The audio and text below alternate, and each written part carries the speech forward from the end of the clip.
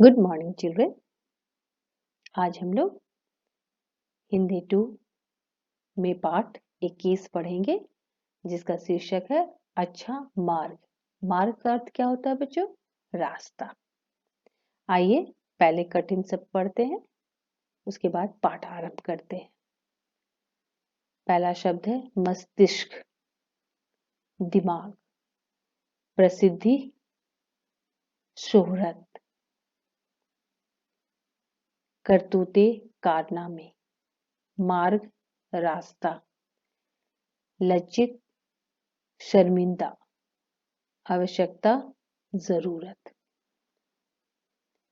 अब आइए पाठ आरंभ करते हैं। एक डाकू था। यह एक प्रेरक प्रसंग है। प्रेरक मतलब प्रेरणा देने वाला। एक डाकू था। आए दिन डाका डालते डालते वह तंग आ गया था। एक डाकू था जो क्या करता था बच्चों? डाका डालता था, वो चोरियां करता था।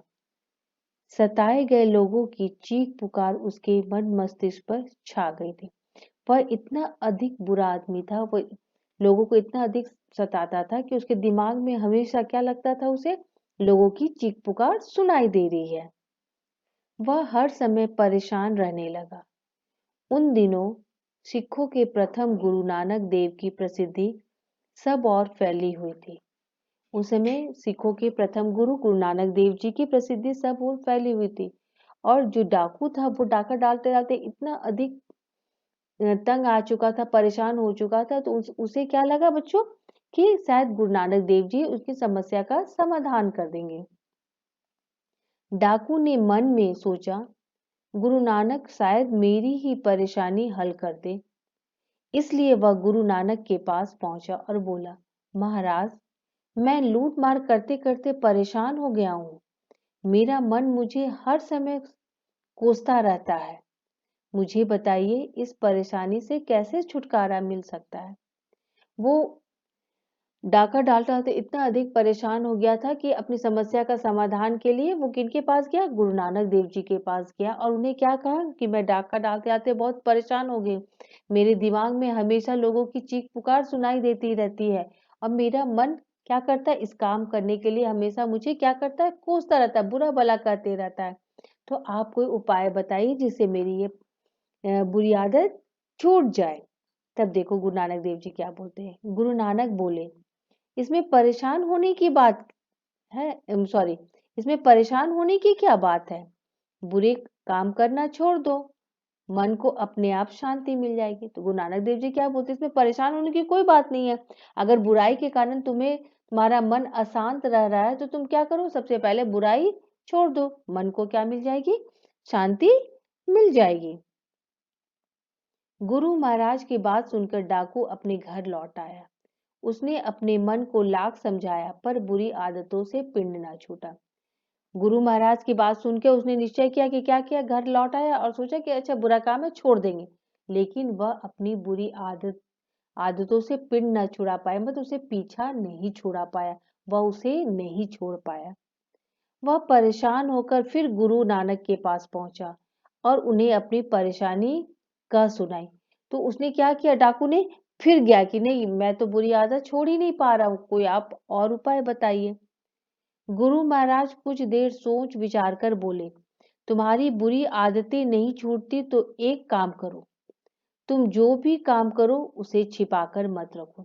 तब दूसरी बार क्या सलाह देते हैं गुरु नानक देव जी कि अगर अच्छा ठीक है, तुम बुरा काम नहीं छोड़ पा रहे तो ऐसा करो कि तुम जो बुरा काम करते हो उसे क्या करो? छिपाओ नहीं, सब बात साफ साफ दूसरों को कह दो, सब बात साफ साफ दूसरों को बता दिया करो। ऐसा करोगे तो तुम्हारी सब परेशानियां अपने आप दूर हो जाएगी। डाकू मन ही मन बहुत प्रसन्न हुआ, मत प्रसन्न मतलब खुश हुआ।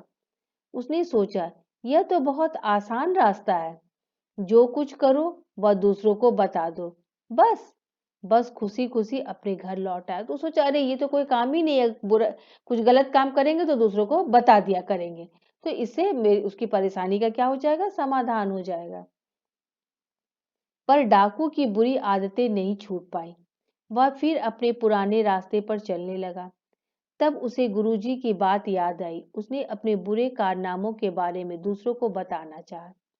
डाकू का क्या हुआ, फिर भी बुरा आदत उसका नहीं छूट पाया। तो वो उसने सोचा कि अच्छा, गुरु महाराज ने मुझे क्या कहा कि कुछ बुरा काम करो तो दूसरों को बता दो। तो वो सोचा कि चलो हम ऐसा ही करते हैं। लेकिन यह क्या, बताते समय उसकी जबान पर तो मानो ताला पड़ गया था। लेकिन जब वह किसी को बताना चाह रहा था तो वो बता नहीं पा रहा। ताला पड़ जाना मतलब वो चुप हो जा रहा था। उसे अजीब सी घबराहट होने लगी। मन ही मन सोचने लगा, किस मुंह से अपनी काली करतूतें दूसरों को बताऊं। काली करतूतें मतलब बुरी आदतें के बारे में, बुरे काम के बारे में किस मुंह से दूसरे को बताऊं। उन्हें सुनकर दूसरे लोग क्या कहेंगे। मैं सोचता था दूसरों को अपने बुरे कामों के बारे में बता देना बहुत आसान है, लेकिन क्या है बच्चों, यह तो उसे क्या लग रहा था, डाका डालने से भी बहुत मुश्किल है। पर यह तो डाका डालने से भी मुश्किल है, पर डाका डालना भी बुरा काम है। तब वो मन ही मन सोचने लगा कि अपनी बुराई किसी को बताना भी बहुत मुश्किल काम है, डाका डालना भी बहुत मुश्किल काम है तथा बुरा काम है। तो फिर कठिन और बुरे काम को छोड़कर आसान और अच्छा रास्ता क्यों ना चुन लूं। तब उसके मन में विचार आया कि ये बुरा काम छोड़कर, ये कठिन काम छोड़कर क्यों नहीं आसान और अच्छा रास्ता अपना लूं। डाकू ने सरल और अच्छा मार्ग चुन लिया। डाकू ने फिर क्या किया, सरल और अच्छा मार्ग, अच्छाई का मार्ग चुन लिया। उस दिन के बाद उसने डाके डालना और लोगों को सताना बंद किया। जब वह अच्छाई के मार्ग पे चलने लगा तो उसने क्या किया, डाका डालना बंद कर दिया और लोगों को सताना भी बंद कर दिया।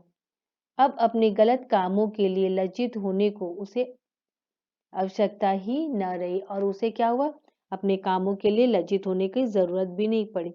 महापुरुष इसी तरह भटके हुए लोगों को ठीक रास्ता दिखाते हैं।